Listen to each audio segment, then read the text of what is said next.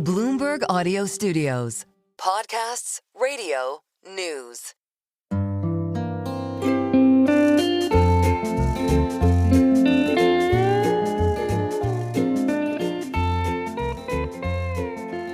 Hello and welcome to another episode of the Odd Lots podcast. I'm Tracy Alloway. And I'm Joe Weisenthal. Joe, can I start this conversation with what will seem like a random story, but I swear I have a point. Go on. Okay, so a long time ago, when I was visiting my mother in Beijing one winter, she was working out there. Beijing winters are really cold. They're really dry. And I was sat in her apartment, and all of a sudden I hear this giant crack. And I run downstairs, and it turns out the console that the TV was on had just like completely split in half because the air was so dry. Whoa. And it was so freaking cold. Wow. And I had never considered that you could have weather locations where the weather was so extreme that you actually had to factor that into your furniture. I never thought, I do have one sort of connection to that, which is we're going to start bragging about our international experiences, et cetera. You know, I've mentioned my family lived in Malaysia for a year. And we bought this big round table that we brought back with us to Illinois. And I do remember now that there was some discussion about like, oh, this was designed for the humidity of Malaysia, et cetera, maybe have some natural give, et cetera, but it was fine. But it's funny you say that because, yes, now I would not have remembered that otherwise. All right. Well, the reason I bring it up. We're so sophisticated and international, So sophisticated. I hope everyone's factoring in climate considerations into their furniture. But there is actually a reason that I'm bringing that up, which is we are in Alaska. Yeah. And Alaska does have cold, very, very dry winters. And it's also very, very large. It's very hard to get things into and out of the state. Yeah. And so I think it would be really interesting if we actually talked about the furniture industry within Alaska. We need no more introduction. We need no more. Let's do it. All right. So we do, in fact, have the perfect guest. We're going to be speaking with Dave Cavitt. He is the CEO and founder of Furniture Enterprises of Alaska. So really the perfect person to speak to. Dave, thank you so much for coming on Odd Thoughts. Thank you so much for having me here. So tell us about Furniture Enterprises of Alaska. What exactly are you doing there? Yep, we are furniture retailers. We have 14 stores under 6 different brand names. And so we have our stores are Sadler's Furniture, Williams & Kay Home Furnishings, which is more design and custom order products. Sadler's is mid-market. We have 2 Ashley stores that are a licensee of them. We have 3 Mattress Firm stores, a Lazy Boy store, and a Ultimate Mattress store, which is a higher-end mattress retailer. So what we do is we segment the different demographics in the marketplace and then combine the operations back behind it to be able to deliver the furniture at a lower cost than other companies. And tell us a little bit about, you mentioned the size of the retail footprint. Tell us a little bit about the history. How did you get into this? Are you a native Alaskan? We learned the term sourdough recently. Are you a sourdough? What's the story of you and your company? Yes, I am a sourdough now. I am 69 years old. I grew up in Central California in the farming area, and it was not the right fit for me. So 2 weeks out of high school, I hitchhiked up here, kind of thing by myself. Amazing, already. That I did several different odd jobs. Short term as a commercial fisherman, but we sunk the boat. That was not good. I was a janitor and bed maker on the North Slope during the building of the pipeline. And then I went as a day laborer to a furniture company and stayed there ever since.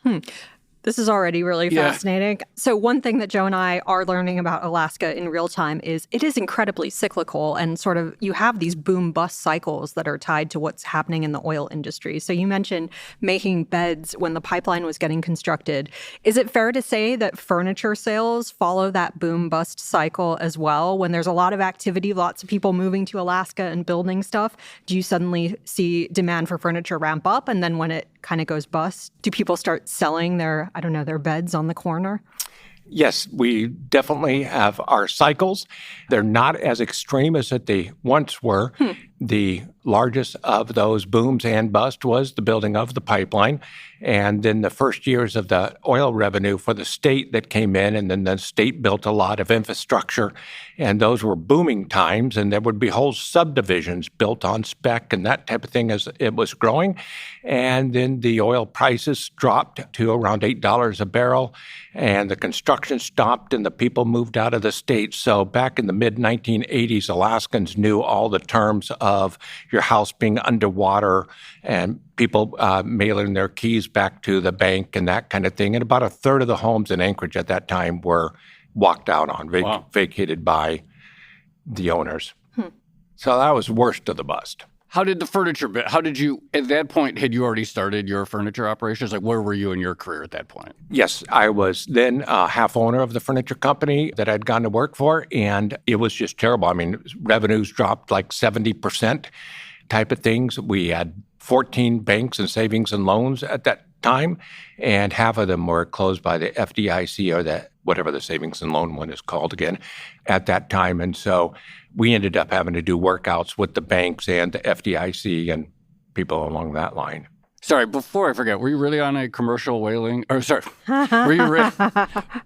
Listeners, No. Listeners need no further context. Does everyone know that Joe is obsessed with Moby Dick and whaling at this point? To the point where you accidentally introduce it into sentences. You were on a commercial fishing boat. Did it really crash? And were there any sort of, did that, is there lessons from business that you could take from the allegory of going down on a ship? Yeah, I think it would be it didn't go down with us on it. It did go down. And I think it would be to interview the person leading that. I just got up to Alaska. I met another fellow who was the same age I was, but we were both had just turned 18, but he had a fishing boat and said that I could work on it. He wouldn't pay me, but I'd get experience. And we went out, and he ended up not knowing what he was doing, and we got caught into a storm, heavy seas, and that boat took on a lot of water, and the engines died, and we were hailing a mayday out in the Gulf of Alaska, and luckily another ship, a tanker, heard it and said, "Do you want us to call the Kodiak Coast Guard for you?" We said, "Absolutely, because we are sinking." And they came back and said, "Boys, we got bad news for you. It's too rough. Oh, they're not coming." And they came out and got you? That tanker did. Yeah. The Coast Guard, it was too rough. Coast Guard couldn't, but... Yeah, couldn't do it. And so they came out, and it took us a little while of the boats bumping together. They were 550 feet long. We were 42 feet.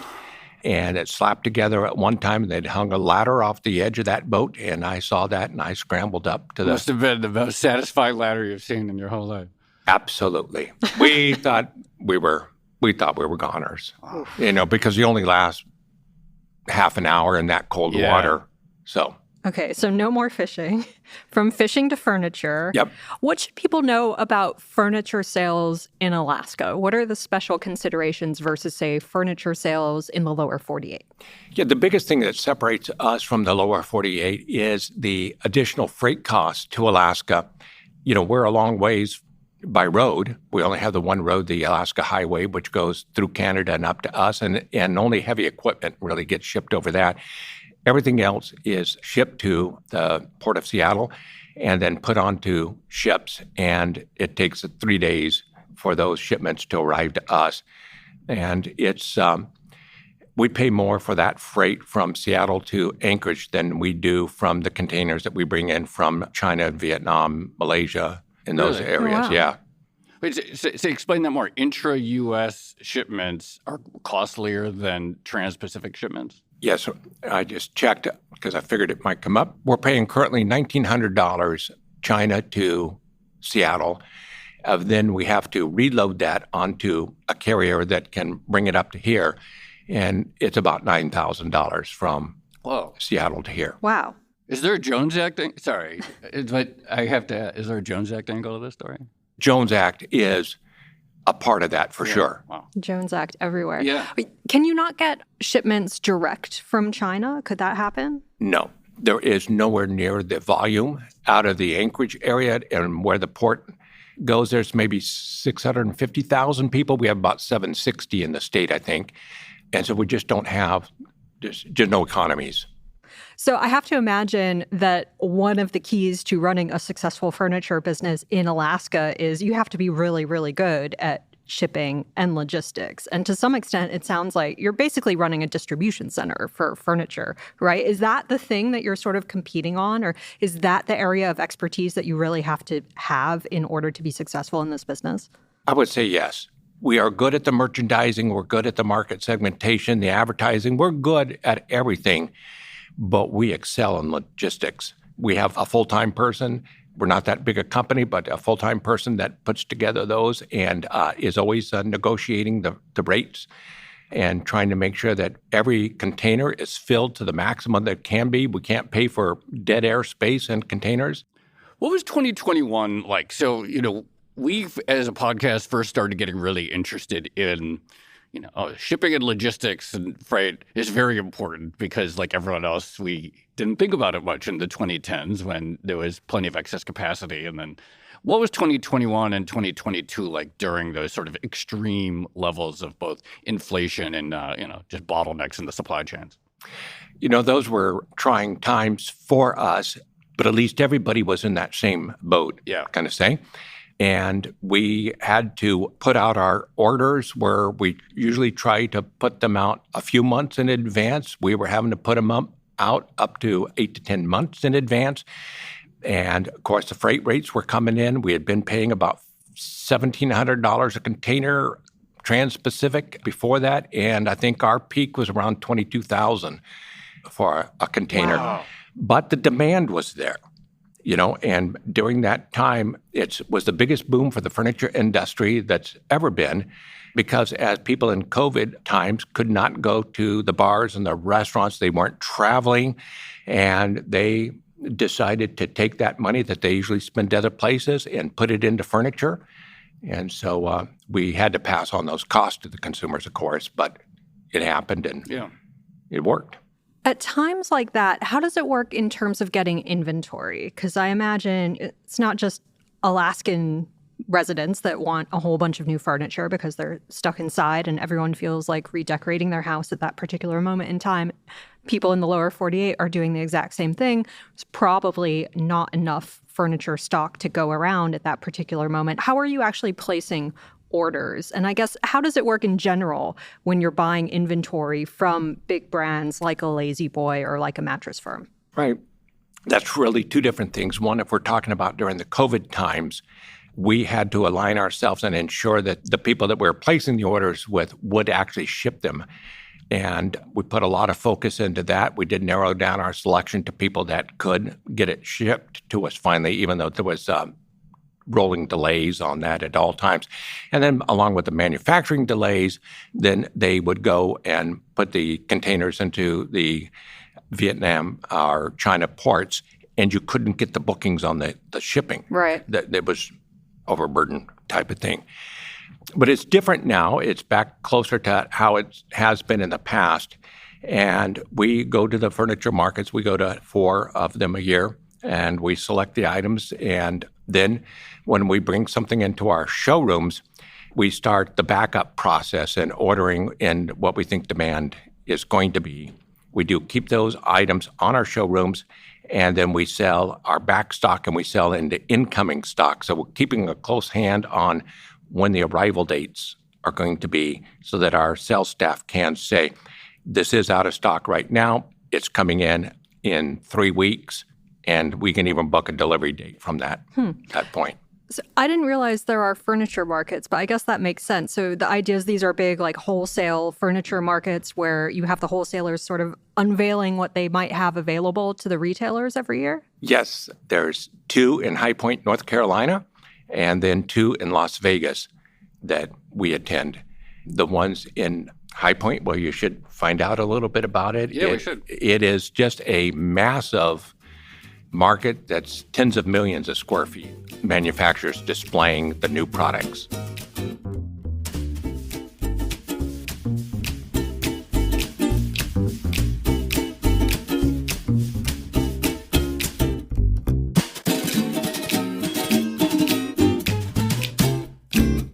I want to talk about the contemporary economy a little bit. One angle that strikes me is very furniture relevant is housing. And due to interest rates, there's a lot of perceived stagnation. I mean, there is a lot of stagnation in the housing industry in general. Not a lot of people aren't moving due to mortgage lock-in. There's not a lot of new construction happening right now due to financing costs. What are you seeing? Like, I don't know much about the Alaska housing market, but, what are you seeing in the Alaska housing market right now? And I have to imagine whatever is happening feeds into the impulse to buy new furniture or not. Yeah, unfortunately, in 2015, Alaska, the oil prices took a dip. And when that went down, then the oil companies laid off their people, and a lot of them. And since then, we've not recovered. So we're now in the 10 years of a recession, in my opinion. Home building in Anchorage has been very slight. Only a 25 to 50 homes a year have been built in the past decade. And so each one of those is an opportunity for us to furnish, but it's been pretty slow. We've had a decrease in our population from about 305,000 to about 285,000, maybe somewhere in that right now. Home building in the rest of the state has been slow. The only place that is happening is in the Matanuska Valley, which is about 35 miles outside of Anchorage. Land is less expensive there. There's less municipal regulation and that kind of thing. So they're building several hundred homes out there a year, and that's our hotspot right now. Talk more about that. So when you see a particular area of Alaska booming, or when you hear that, I don't know, there's going to be, some new oil project built in one particular town or city, do you immediately start thinking like, well, maybe we need to open a store over there? Do you sort of direct your business to where that oil money is going? No. It's a good question, but no. Where the oil is developed is on the north slope of Alaska, and there is no town there. It is just the oil camps. The closest to that are some native villages like Barrow, which is now called Upyavik, and there's another native village up there, but those are a few hundred people kind of thing, so no market. All the infrastructure is through the Anchorage area. Talk to us about tariffs. What substantively are you seeing on that front? Tariffs are troubling to me. I lean as a conservative. I'm not a Democrat nor a Republican. I'm an independent, nonpartisan kind of thing. It's troubling, because we buy product from China, but now there's all the tariffs that are happening there that can price out that product to the marketplace. Mm-hmm. Today, I heard that India is doubling from 25 to a 50%, and we have now recently switched over some of our imports to India. And I was looking at those yesterday and thinking, those are a couple of good bedroom sets. So planning must be brutal. I mean, setting aside cost, and we'll get to cost, just the idea of like any sort of forward planning. It's brutal right now. If you're the size of a Walmart or, these Home Depot or something, you can probably get the manufacturers to guarantee you prices. We are way under that level, and we just have to take what they are going to add on to it. But they're into lack of confidence in how things are working out themselves. They're skittish. And so some of them, the manufacturers, won't ship if they think that there's going to be a sharp increase in the tariffs because they don't want to ship and then have the people they're shipping to say, not pay it. Not pay it. Yeah. Oh, interesting. Yeah. And what about just in terms of the added price from the tariffs? At the moment, are you planning to absorb most of that yourself, or do you pass it on to customers in a state where, costs are already pretty high just because it's so remote and everything has to be shipped in? Right. We're having to look at those, and some of them we go hard back onto the manufacturer saying they're going to have to take on a lot of that, and they did originally just absorb portions of that and then started adding some back to the cost, and then we're absorbing some. Again, like retail, we're taking the markups where we can, but in some of it is too price sensitive, and we're just having to eat that for right now, and it's too volatile. Yeah. I think I told you, Joe, but I went to, there's like a local British import shop. I think it was in Vermont recently. And so they import everything from the UK. It's like, get British candy and British groceries. And they basically just stopped publishing their prices because the tariffs were changing on an almost daily basis. And they were like, you know what? It's too much trouble to try to update all our pricing to take this into account. So we're just like not putting them on. Yeah, say more about, because this is from the perspective of the Fed. I mean, this is the $1 trillion question about the degree to which tariffs can be passed on to the consumer or not, et cetera. And I'm just curious, like, how you think about, like, pricing in general and how you sense when there's an opportunity to push price a little bit more, have the customer defray some of those costs or not. Like, talk just a little bit about what you're seeing on that front. Our pricing, even though we're pretty remote and everything like that, goes back to national pricing. And if we get too high in our pricing, then consumers will shop in the lower 48 and pay that additional shipping up to here themselves. So that's always something we always have to make sure that we're, negating that difference. Yeah. Do you sense, just in terms of like the economic cycle right now, like setting aside tariffs, how does end demand feel among consumers in August 2025 than it would have been in August 2024? Is there any slowdown in any of the segments that you perceive? Are there some segments that are more robust than others? Yeah, it's softer right now, and a large portion of that softness, I do believe, goes back to consumer confidence. And whenever the consumer confidence wanes, then they push off deferrable large ticket purchases, and we see that right now. Well, one of the reasons we wanted to talk to you is because you have, furniture brands that cover a sort of spectrum of consumers. So you have higher end versus maybe, more budget items. Do you see segmentation in consumer demand between, maybe people who are buying slightly more modest furniture versus the people who are buying more higher end or custom? Yes. Right now, and with my knowledge of the furniture industry nationwide, is that, of course, the higher end is more insulated from that. And when it gets down to the starting price points that we have for people, let's say, that are apartment, dwellers, renters and stuff like that instead of homeowners, and with the inflation taking a bite out of their incomes, that's where we're seeing it hit us the hardest. What are you seeing on the labor supply? Particularly, I imagine, like movers or people who deliver the furniture or either retail workers in the showrooms, et cetera. How easy is it to hire right now? Not easy at all. It's a little bit better now than it was a couple years ago, but it is very difficult. Why? What's the constraint? Well, it's there's more jobs available than people. What are the sectors that are like, where are they, when you look at like, okay, there's some prospective employee and they could choose to work between you and someone else, and you're competing with some other employer. What are these sources of employment demand that you're competing with here in Alaska? With us, we're a very non-skilled labor force. And so we bring in the people. Pre-pandemic, we were starting people at about $15 an hour for any position. And now we're at $21 to $25 an hour type of thing. And they come into us unskilled, and then we have to build the skills with them type of thing. So we're not looking for people with degrees and education and that kind of thing, just workforce. And again, if they don't like being retail, we need to work weekends. If they don't want to work a weekend, they can find another job someplace else. Since Joe brought up constraints on labor, I'm going to ask what's becoming, I guess, a classic question in a lot of these episodes. But what would you say is the biggest constraint on your own business, whether it's finding enough workers, whether it's sourcing enough furniture, whether it's shipping costs, maybe it's regulation that's, limiting the amount of homes that can actually be built around Anchorage? What's the biggest one for you? The biggest one for us is the decline that we've had in the population. And it's now rebounding from that, but it's going to be slow, or it is slow. And so it's just the size of the marketplace.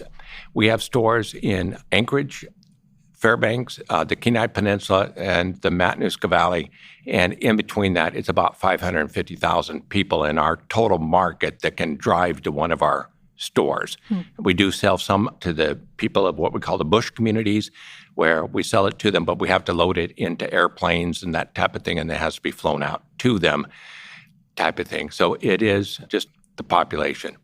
Is there a rate sensitivity aspect of your business, either towards your own cost of capital, or I have to imagine some of the buying is borrowed or the consumer is borrowing money to buy the bed, et cetera? Do you see any sort of clear link between high interest rates right now and how your business operates? The amount of consumers that are financing the purchase that we do the financing. We have that available for them, and then we run the promotions where we do 36 months up to 60 months without interest, that we pay for that interest up front to the finance company.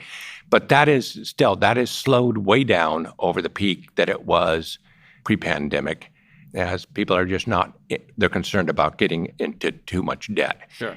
How much of the slowdown in customer demand post-pandemic, how much of that has to do with just people bought a lot of stuff in 21, 22, and maybe you don't need, another new bed for a while or another new coffee table or something like that, versus actually we are seeing a sort of fundamental structural slowdown in the amount of stuff that people are able to buy? Yes. I am not smart enough to understand that during the pandemic, what we did was made up for past purchases that they didn't make, or if they bought into the future. I really don't know the difference. And maybe a few years from now, some smart people will write something. I'll read it and say, oh, yeah, that's it, kind of thing. But it had to do it. Now, furniture, when you buy it, like a dining room table, most people are expecting to get 20, 25 years out of it unless it splits from too much moisture left in the wood, kind of thing. But furniture does last 5 to 25 years, so it's a very slow cycle. What would you tell your 18-year-old self about life in Alaska and doing business and a career in Alaska that is maybe the most surprising or most interesting or the most important lesson for that trajectory you've had? All right. So being kind of personal, when I was a teenager and stuff, I had no self-confidence, that type of thing. I didn't do well in school. I didn't understand why, but I have some learning disabilities and that type of thing. I got up here, thought I'd be a laborer, that kind of stuff. So then anyway, I got into the furniture business, turned out to be pretty good at it, and I run a good business. There still is, the economies come and go to Alaska and that kind of stuff, but the basic of the state has never lost its luster for me. I love living here. I love the mountains. I love the animals. I mean, we have hundreds of bear and thousands of moose that live within the city of Anchorage, and you see them and that kind of thing. I still get all excited about that. I want to see a moose walking down the street while I'm here. I'm telling you, that can happen more in the wintertime than the summertime. But in the wintertime, you got to break and let them walk through Midtown, and they're big animals too. Anyway, good times, bad times, I'm staying here. Love it. Have you ever had a furniture delivery disrupted by wild animals? Not that I can think of. All right. Well-behaved moose, then. I have just one more question, Sure. I think, which is the other thing that I think may be unusual about Alaska is, again, because it's so remote, because it's quite difficult in some respects to get new materials, new items here.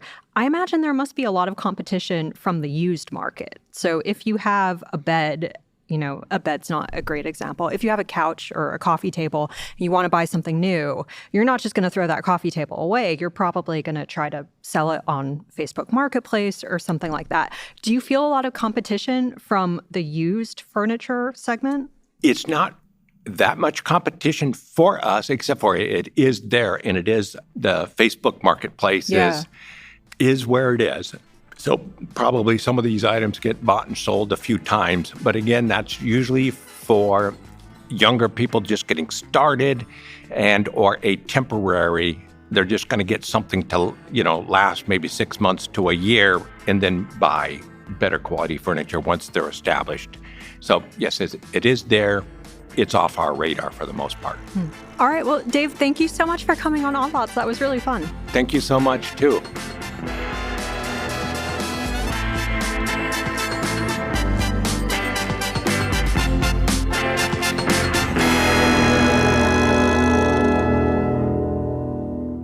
Joe, imagine hitchhiking to Alaska to become a commercial fisherman and then get into the furniture business. Imagine getting into the commercial fisherman business, finding someone roughly your age and experience. It's hard not to be, the mind comes to Ishmael and Queequeg from the 1851 novel by Herman Melville, Moby Dick. And then your boat crashing, and then saving your life, etc. That's where your mind goes, Joe. It's hard not for the mind to drift there. Can I ask, if we go on a whale watching tour, am I just going to hear like Captain Ahab references for 3 hours? I'm just going to go around to everyone on the boat. I'm going to say, are you the Ahab, the Ishmael, or the Starbuck? And I'm just going to ask, and I'm going to categorize everyone on the boat. But no, that was he was a great Alaskan character. A great Alaskan character. And also, I still think the furniture industry is such an interesting one to kind of look at the economy. Yeah, totally. It's an interesting lens to look at the economy through. And there were a couple things that I would pick out of that conversation. So one, just on the tariffs. Yeah. There's a theme that we've heard over and over again, which is the big guys probably have the pricing power and the relationship power in order to get a lot of their manufacturers to try to absorb some of the tariff costs in a way that the smaller guys do not have. Well, and to this point, it's really interesting that the manufacturers themselves won't accept certain orders because they're not confident that the economics will make sense at the end and that the customer will just walk away from it, which is just a really interesting dynamic. You're just like, no, like you could just imagine it's like, no, I swear I'll pay, right? I swear I'm going to pay. I'm good for it. And that adds another, and then this gets to like the idea of not just tariff level, but tariff volatility. Just like you wake up one day and the tariffs double on India, and then you're like rethinking your planning. Exactly. And I suspect, like the longer the tariff uncertainty persists, like the more behavior like that you're going to see, where people are just like, I don't know if we want to strike this contract at all. There's like two levels here, right? Because tariffs mechanically raise the cost of doing business. But then on a more sort of abstract level, it's just business gets more costly in this environment. And, you always hear, people hate uncertainty, et cetera. And sometimes that's just this cliche that people say because whatever. But here it's like extremely, extremely concrete. The other thing that was really interesting to me, and again, this is a sort of broad theme that comes up quite often on the show, but this idea of if you're a homeowner in the current environment, you have it made, right? I mean, I guess depending on what your mortgage rate is, but if you bought before rates went up, you have a lot of excess purchasing power with which to buy new furniture for your home versus, for instance, if you're a renter and you're paying those higher rents, you don't have that cushion from like pre-pandemic rates. And so it feels like there's still this issue of haves and have-nots in the housing market that still feeds into something like furniture sales too. I also think like the economics of population decline are just really interesting because, right, smaller population, that's very hard to reverse because, and we've talked about this in other areas, which is that you have some capital stock, right? Like you have 100 houses, okay? And then you have people move away. Those houses don't just stay there. They deteriorate over time. You lose that capital stock. And so like, how do you like reverse especially in Alaska if you're not doing upkeep? Yeah, that's right. And I mean, we didn't get into this, but like that is just like a sort of like problem of like the sort of negative. It's very hard to reverse the sort of decline in any business or any industry because of just sort of the constriction in supply side capacity that occurs from structural decline. It's also just broadly amazing how big a deal the 2013, 2015 oil bust actually was. And I guess, we were covering the oil market at that time. And so we wrote a lot of stories about, the feed through into the bond market and stuff like that. But a place like Alaska is really feeling it in a very real way. Till today. And still, like almost a decade later, I should say. Kind of amazing. Yeah. All right. Shall we leave it there? Let's leave it there. This has been another episode of the Odd Lots podcast. I'm Tracy Alloway. You can follow me at Tracy Alloway. And I'm Joe Weisenthal. You can follow me at The Stalwart. Follow our producers, Carmen Rodriguez at Carmen Armin, Dashiell Bennett at Dashbot, and Cale Brooks at Cale Brooks. For more Odd Lots content, go to Bloomberg.com/oddlots, where we have a daily newsletter and all of our episodes. And you can chat about all of these topics 24/7 in our Discord, discord.gg/oddlots. And if you enjoy Odd Lots, if you like it when we go on field trips to far-flung places in Alaska, then please leave us a positive review on your favorite podcast platform. And remember, if you are a Bloomberg subscriber, you can listen to all of our episodes absolutely ad-free. All you need to do is find the Bloomberg channel on Apple Podcasts and follow the instructions there. Thanks for listening.